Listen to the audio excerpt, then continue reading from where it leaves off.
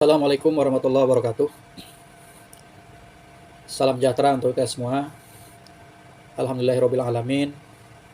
Pada kesempatan ini kita berjumpa lagi pada acara perkuliahan.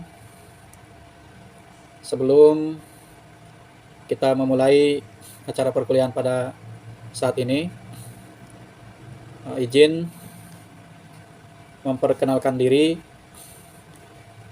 Nama Bapak Fatari SEMM, lulus tahun 2014 dari Universitas Pancasila Jakarta. Fokus di dunia pendidikan, yaitu fokus di kampus, yaitu di kampus Universitas Bina Bangsa. Jabatan fungsional saat ini adalah lektor. Kemudian juga ada tugas tambahan dari kampus, yaitu selaku jabatan struktural di bidang kepegawaian atau SDM. Rekan-rekan yang berbahagia, mungkin sekilas perkenalan tadi, namun ada satu hal yang mungkin bisa dijadikan sebagai motivasi untuk rekan-rekan semua, bahwa saat ini juga Bapak sedang melanjutkan studi di program doktor ilmu manajemen di Universitas Terbuka. Sekarang sudah memasuki semester ke-3, yang mudah-mudahan diberikan kelancaran sehingga gelar doktor bisa diraih. Rekan-rekan yang berbahagia yang masih stay di tempat, sebelum kita memulai pertemuan pertama pada perkuliahan saat ini, Bapak akan sedikit menjelaskan berkaitan mekanisme pelaksanaan perkuliahan. Bapak akan tayangkan beberapa hal yang bisa kita jelaskan bersama. Oke rekan-rekan semua, sebelum kita memasuki materi yang pertama, Bapak akan menjelaskan kontrak kuliah atau bisa disebut sebagai silabus. Ini Bapak tayangkan yang silabus singkatnya ya. Mata kuliahnya adalah kewirausahaan. Kewirausahaan ini akan diajarkan bagaimana mahasiswa menjadi seorang wirausaha yang memiliki ide atau gagasan. Ini secara deskripsi singkatnya ya. Kemudian ada beberapa capaian yang perlu rekan-rekan ketahui. Pertama, capaian pembelajaran mata kuliah ini, mahasiswa diharapkan memiliki jiwa berwirausaha. Yang kedua, mahasiswa harus mampu memiliki pengetahuan tentang konsep berwirausaha. Kemudian ada subcapaian pembelajaran mata kuliah. Pertama, mahasiswa diharapkan mampu mengetahui potensi diri, kemudian mampu mencari alternatif penyelesaian atau jalan keluar dari kegagalan. Yang kedua, juga mahasiswa diharapkan berani mencoba berwirausaha sesuai dengan kemampuan dan bidang yang digelutinya. Kemudian dapat mengembangkan kewirausahaan, mau menerima risiko dalam kegagalan usaha. Yang ketiga, mampu menganalisis risiko dalam kegagalan usaha. Dan yang keempat, mahasiswa juga diharapkan mampu mensiasati keterbatasan modal usaha, mampu memahami hal-hal terkait dengan kewirausahaan. Beberapa materi yang akan dijelaskan dalam pertemuan ini dan dalam satu semester yang akan kita jalani bersama, di antaranya adalah bagaimana mahasiswa mempelajari konsep-konsep dasar kewirausahaan. Nanti akan dijelaskan sub-sub pokok bahasannya. Ini secara gambaran umumnya ya, dari pokok bahasannya. Kemudian studi kelayakan bisnis, cara mendirikan usaha, membuat rencana bisnis, cara memperoleh modal. Kemudian ada faktor penyebab kegagalan berwirausaha, kemudian teknik menentukan lokasi, kemudian pemasaran dan strategi pemasaran, kemudian ada menyusun laporan keuangan, kemudian bagaimana menganalisis pesaing. Perlu diketahui rekan-rekan semua, ini referensinya ya, buku-buku yang bisa dijadikan referensi atau dijadikan sebagai pegangan bagi rekan-rekan. Ini bisa dibeli ya, atau bisa ke perpus atau melalui media digital ya, online. Ini bisa diunduh ya materi-materinya atau sumber bahan ajarnya ya. Kemudian penilaian. Ini perlu diperhatikan oleh rekan-rekan. Kadang-kadang kita suka abai terhadap komponen-komponen penilaian itu, sehingga nilai akhir yang diharapkan kadang-kadang tidak sesuai karena tidak memperhatikan komponen-komponen dari penilaian. Pertama, komposisi penilaian ini yang item 1 yaitu absensi. Absensi itu bobotnya 10%. Perlu diketahui rekan-rekan, sekalipun 10%, ini jangan dianggap atau jangan digampangkan ya, jangan dianggap remeh sehingga mengabaikan kehadiran. Karena ini satu kesatuan yang tidak terpisahkan. Karena nanti hasil akhirnya adalah akumulasi dari 4 komponen itu. Yang kedua, tugas atau kuis. Dalam pelaksanaan perkuliahan ini Bapak akan memberikan tugas atau kuis itu 4 macam ya. Pertama, tugas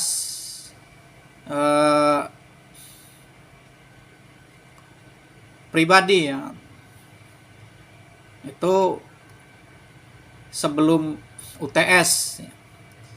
Nanti ada kuis ya. Kemudian menjelang UAS ada tugas satu lagi ditambah 1 kuis ya. Jadi dari 4 itu nanti digabungkan jadi 1.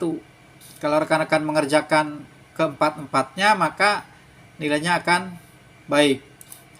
Tapi kalau di antara 4 itu ada yang tidak dikerjakan, maka nilainya juga akan berkurang ya, karena akumulasi dari total tugas dan kuis itu dibagi 4. Sebagai contoh, misalkan rekan-rekan mengerjakan semuanya 4-4-nya dengan total nilai misalkan 100 kali 4 400, bagi 4 100 hasilnya. Tapi kalau misalkan rekan-rekan cuma mengerjakan 2, berarti cuma 200, tapi faktor pembaginya tetap 4.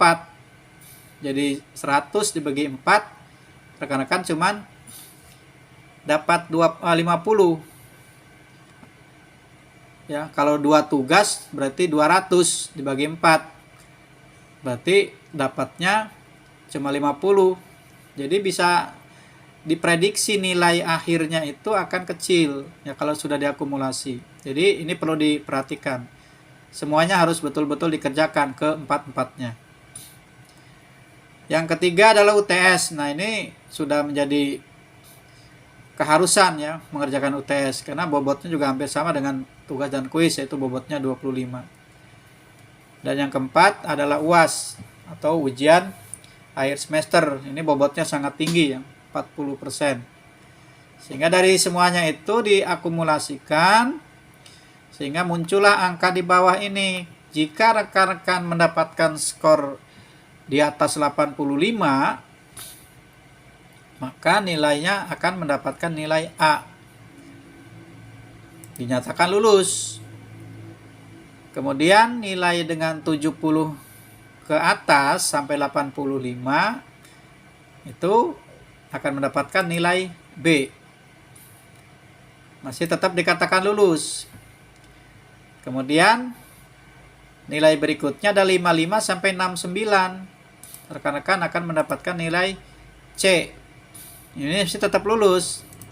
Nah, ini yang menjadi perhatian, ini yang di bawah ini yang rentan ya. Yang sangat kadang-kadang terabaikan.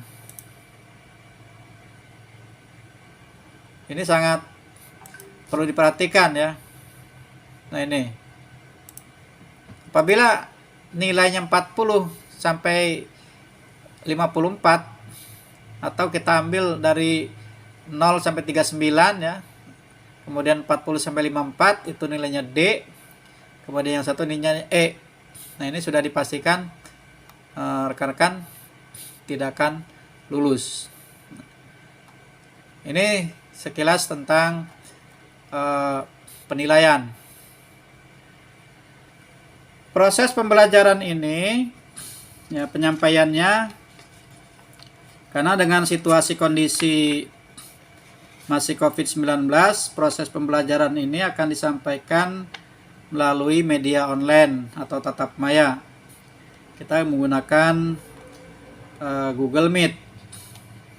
Nah, perlu diketahui rekan-rekan, selain di Google Meet, proses pembelajaran ini juga atau penyampaian materi juga ini akan disampaikan melalui Google Classroom. Nah, jadi rekan-rekan kalau mau unduh materi, itu sudah bisa dilihat di Google Classroom. Termasuk pengerjaan tugas, itu bisa diunduh di Google Classroom. Semuanya, termasuk pengumpulan tugasnya juga dilakukan di Google Classroom. Kemudian ada media lain. Media lain itu di WhatsApp ya. WhatsApp itu fungsinya adalah untuk pembagian link atau URL ketika proses pembelajaran dimulai. Ya, misalkan menggunakan Google Meet, nanti linknya dibagikan ke WA Group. Nah, rekan-rekan masing-masing semua membuka dari WA Group tersebut. Sedangkan untuk pelaksanaan UTS dan UAS itu nanti ada kesepakatan ya. Ada yang dilaksanakan di Google Classroom atau soalnya diunduh di Google Classroom, tapi ada yang menggunakan metode pakai Google Form ya. Nanti itu sama, rekan-rekan dibagikan link ya untuk mengerjakan UTS atau UAS tersebut. Berikutnya adalah kita akan masuk ke pertemuan awal. Kita akan bahas tentang konsep dasar kewirausahaan.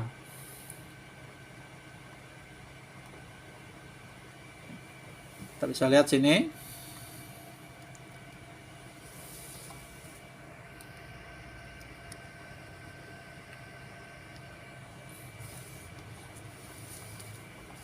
Pertemuan pertama, konsep dasar kewirausahaan.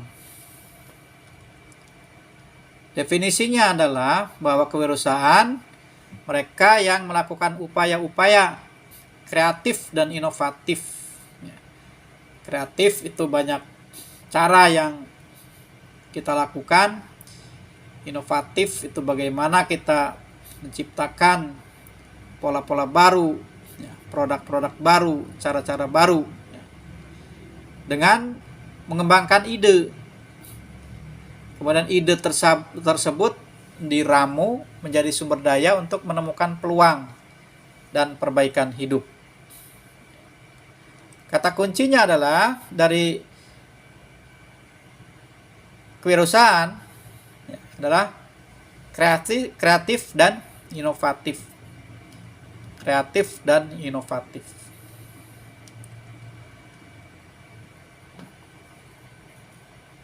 Berikutnya adalah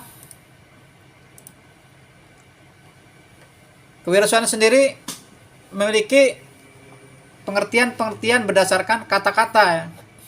Dari kata wira, usaha. Wira itu unggul. Unggul itu sama dengan memiliki kelebihan. Kemudian teladan. Teladan sama dengan bisa dijadikan sebagai contoh. Kemudian berbudi luhur. Ini sama dengan dia memiliki akhlak yang baik ya, atau tata krama ya. Berjiwa besar ya. Sama dengan dia memiliki tanggung jawab ya, bisa mengambil resiko ya, menghadapi resiko, berani. Kemudian usaha, ini merupakan kegiatan atau upaya atau tindakan. Wirausahawan sendiri mengandung arti bahwa pengusaha atau orang yang mengelola usaha. Wirausahawan sama dengan pencetus, pemilik, dan pemimpin sebuah perusahaan yang dapat membentuk produk baru.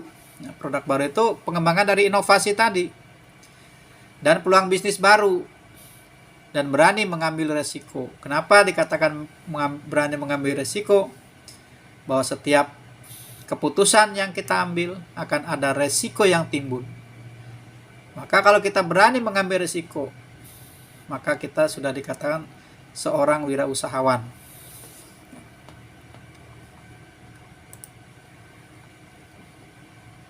Kemudian juga ada penjelasan berkaitan dengan kewirausahaan yang menurut teori ekonomi, bahwa kewirausahaan dilihat sebagai perilaku pengusaha yang pada prinsipnya berorientasi pada maksimalisasi keuntungan, bagaimana memperoleh keuntungan yang sebesar-besarnya.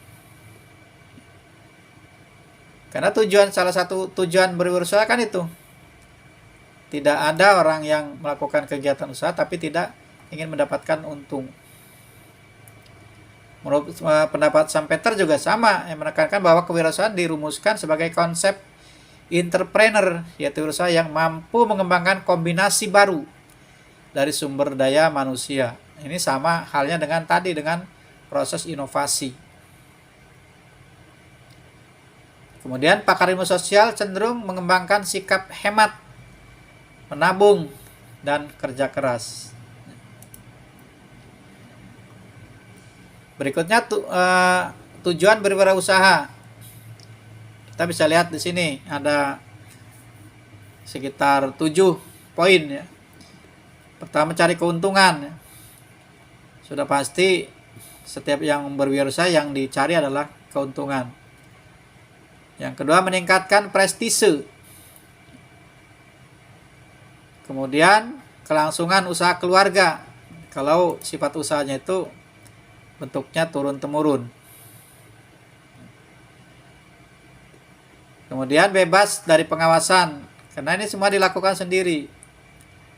Kemudian kepuasan dalam menjalani hidup, senang tantangan. Orang berwirausaha tantangannya sangat luar biasa. Bertambahnya tanggung jawab. Yang ketujuh, karena adanya kebutuhan fisiologi. Di antara kebutuhan fisiologi itu adalah rasa aman, kemudian sosial, harga diri, dan kebutuhan aktualisasi diri. Ya, itu diantaranya. Kemudian juga manfaat berwirausaha di sini kita lihat. Hidup bermanfaat bagi orang lain, mengurangi pengangguran, membantu mengatasi kesulitan dalam mencari lapangan kerja, mengurangi ketergantungan, dan membantu pemerintah dan masyarakat dalam mengembangkan ekonomi. Berikutnya adalah karakteristik wirausahawan menurut Fadel Muhammad. Ada 7 ciri identitas seorang wirausahawan. Nah, ini perlu kita miliki ketika kita terjun ke dunia wirausaha. Pertama, kepemimpinan. Bagaimana seorang wirausaha itu menjadi seorang pemimpin, leader. Kemudian bagaimana menciptakan produk-produk yang berinovasi. Kemudian bagaimana cara mengambil keputusan. Kemudian sikap tanggap terhadap perubahan. Kemudian bekerja ekonomis dan efisien. Kemudian visi masa depan dan sikap terhadap resiko. Nah, ini menurut Fadil Muhammad. Kemudian ada beberapa karakteristik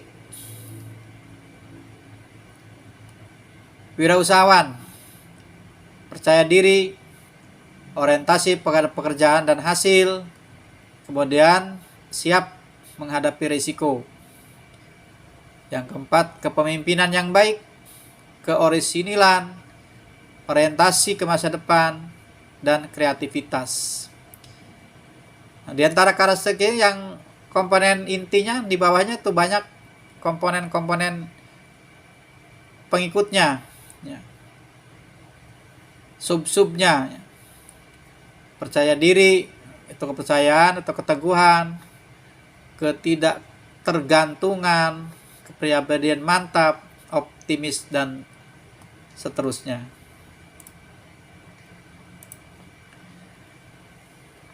Kemudian 5 ciri kemampuan berpikir kreatif.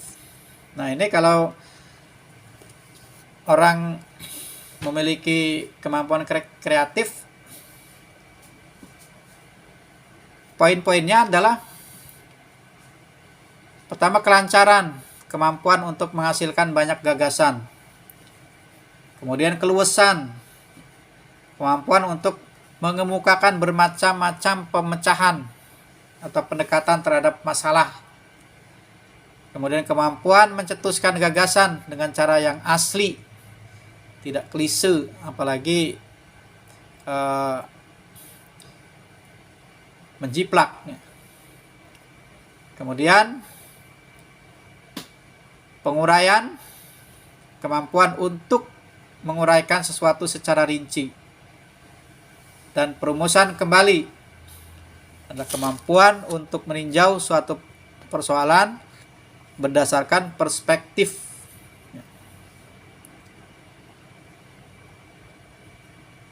yang berbeda dengan yang sudah diketahui.